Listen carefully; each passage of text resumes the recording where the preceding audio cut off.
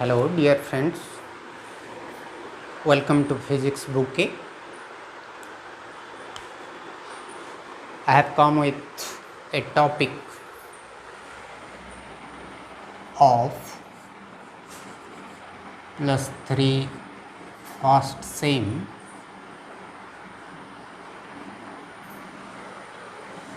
Physics Honors. Name of the topic is bending of beams. Bending of beams.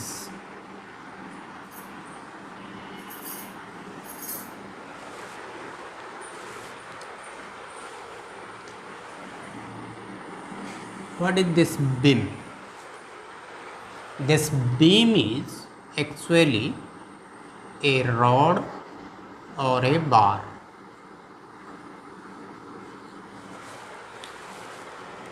If it is a rod, that means it has circular cross section. If it is a bar, it is rectangular cross section. That means a beam is of circular cross section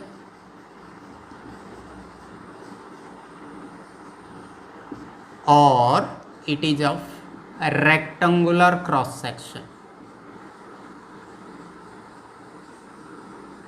Rectangular cross section.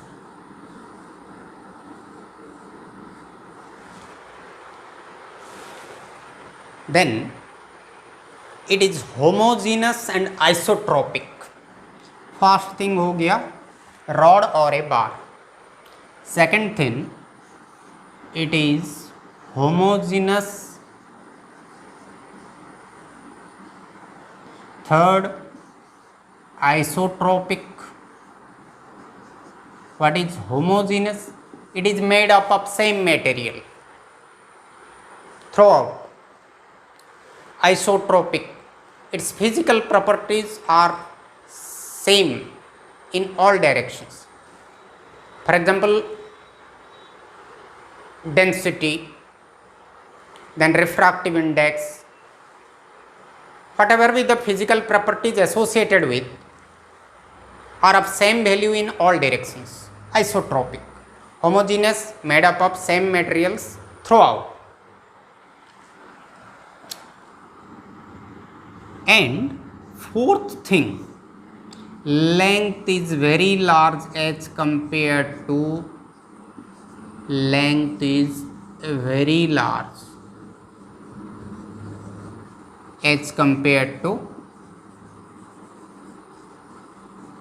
thickness.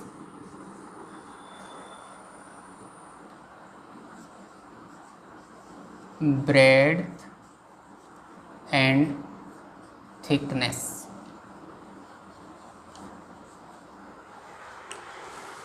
If it has all these four qualities, then we call it a beam.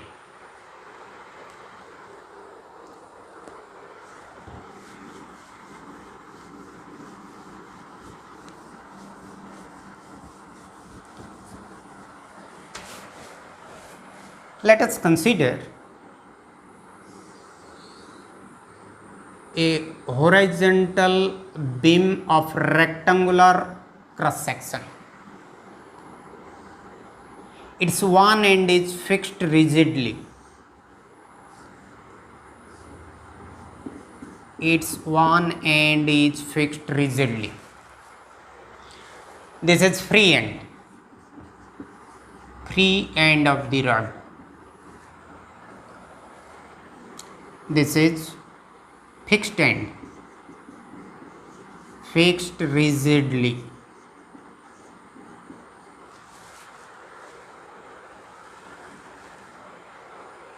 It is horizontal. Now let us do something. Here put a load over it. In the free end, let us put some load. If we put some load in this free end, then what happens? This free end sinks a little bit.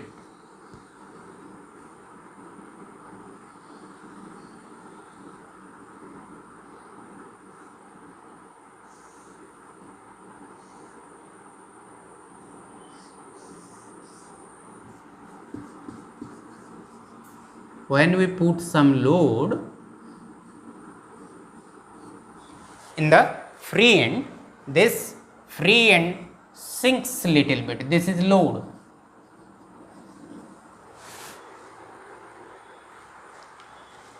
And a couple acts on it. We have read about couple. Couple means two equal forces acting about two ends of an object.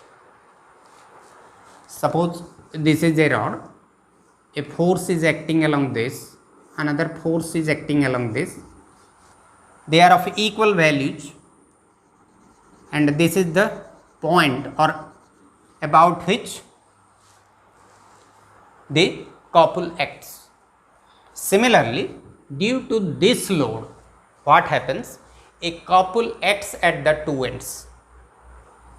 How the couple acts here?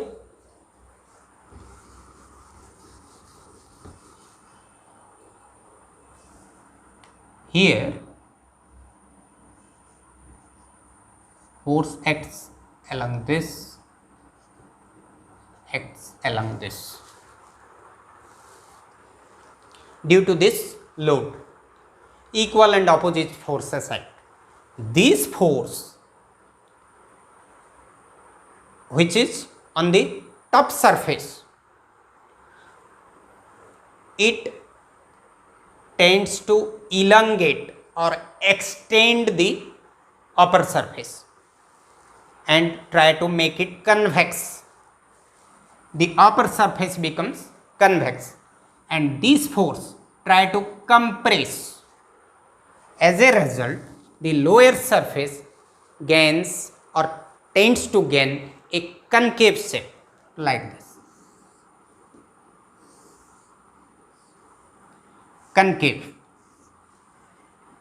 This is convex. Concave.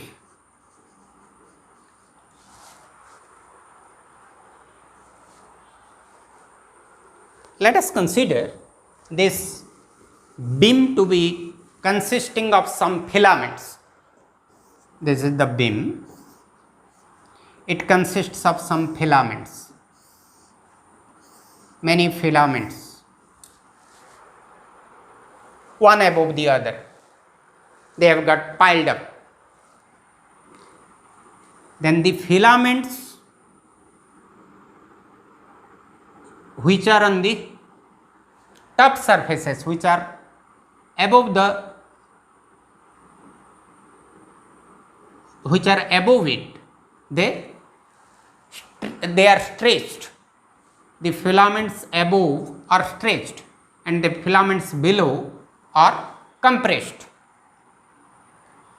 But as we come down from the top surface, or as we go up the bottom surface, at some surface, what happens? There is no elongation or no compression, no stretching or no decrease in length, no increase in length. That surface is called neutral surface. This is neutral surface.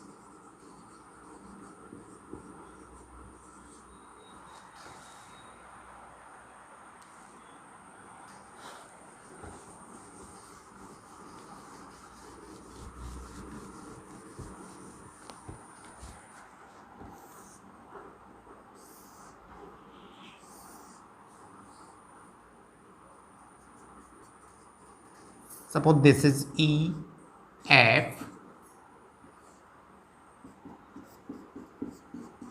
rigidly fixed, and this line is neutral axis.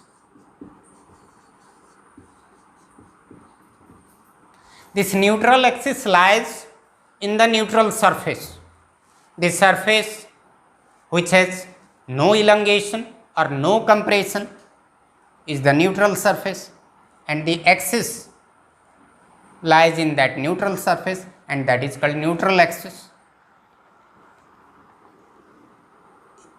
If we draw a line perpendicular to this neutral axis and take a small part of it, suppose AB,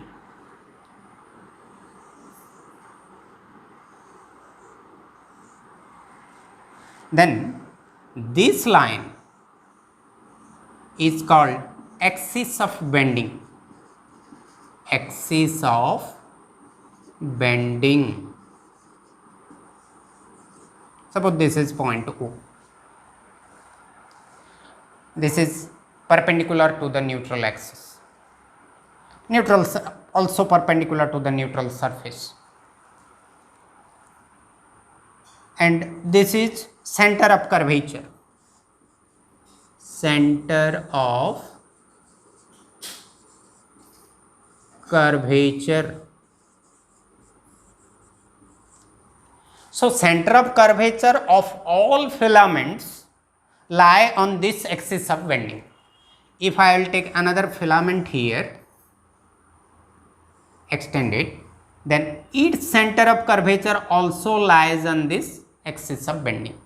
If I take here a filament, then its center of curvature will also lie on this axis of bending.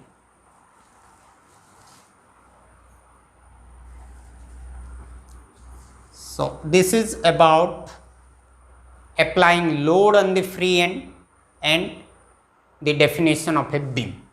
Now we will discuss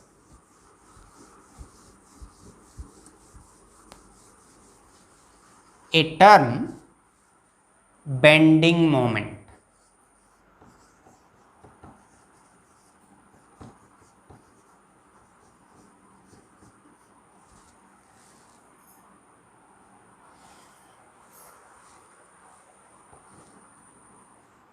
To derive this bending moment, what is this bending moment I will tell later.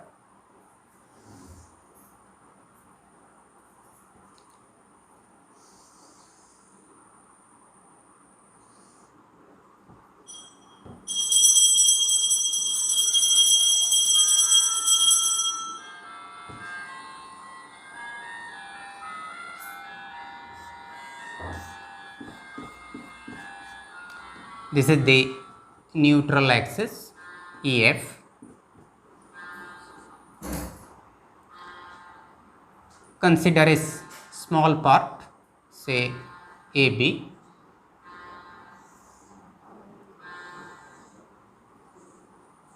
O is the center of curvature. Suppose this angle is phi. Let me consider another filament.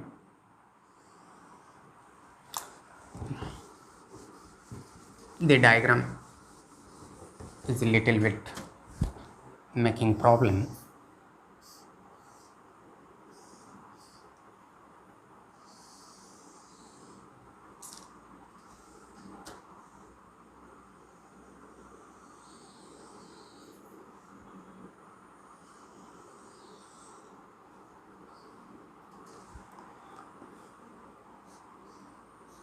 बन गया. ये है neutral axis EF. We have put load here.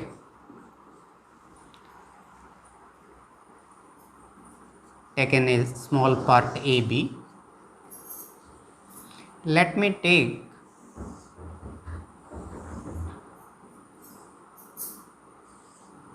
this angle I have taken phi. Let me take another filament just above it, and it is at a distance Z above it. That means this distance is Z. Let us extend this. Suppose this point is A dash, this point is B dash, and from this neutral axis BO or AO is suppose R.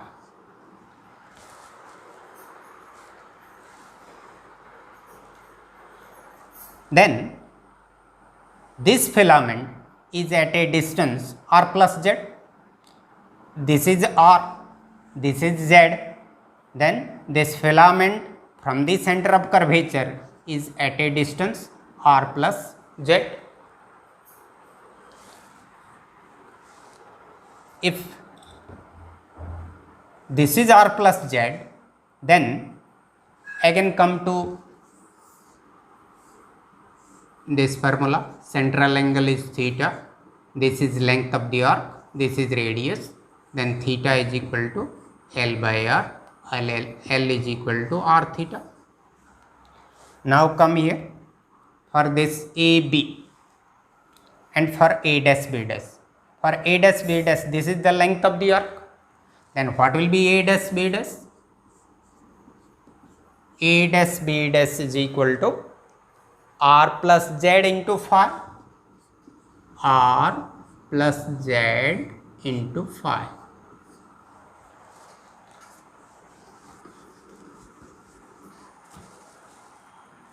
This is the bending. After bending, this is the length. This is new length. After bending, when no load was applied, this is EF, and above this it is like this. Here A dash B dash, here AB, both are of equal length when there was no bending, but after bending it assumes curved shape. Therefore we are getting center of curvature. Before bending, A dash B dash is equal to AB, but here after bending A dash B dash is not equal to AB. Original length of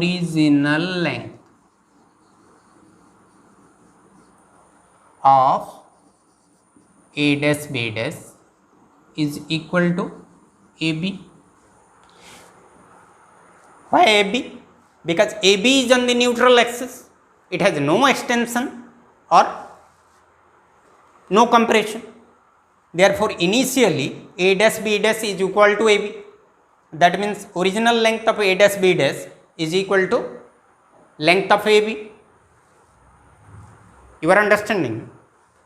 So, therefore, I can write AB is equal to R into phi. Then what will be the change in length? Change in length.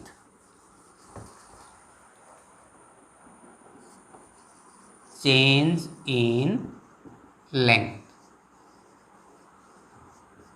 is equal to A dash B dash minus AB, that is equal to R plus Z phi minus R phi, and that is equal to Z phi. This is change in length. Now what will be the strain? Our strain is the ratio of change in length to original length. Change in length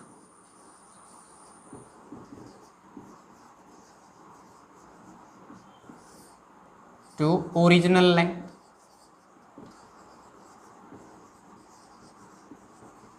Change in length is Z phi and original length is R phi. Phi cancels, so we are getting Z by R. So strain is equal to Z by R. That means strain is directly proportional to Z. What does it mean? Strain is directly proportional to Z. This is this distance is Z. Z जितना ज़्यादा होगा strain उतना ज़्यादा होगा. मतलब neutral axis के पास जो filament है उसका स्ट्रेन कम है, और न्यूट्रल एक्सिस से जो ज़्यादा दूर है उसका स्ट्रेन ज़्यादा है। Strain directly proportional Z.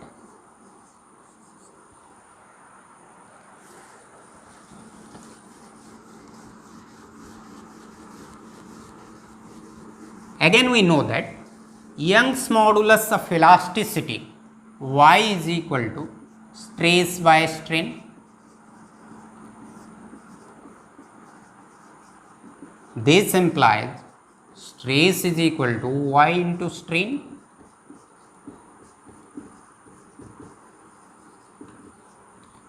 This implies stress is equal to y into z by r.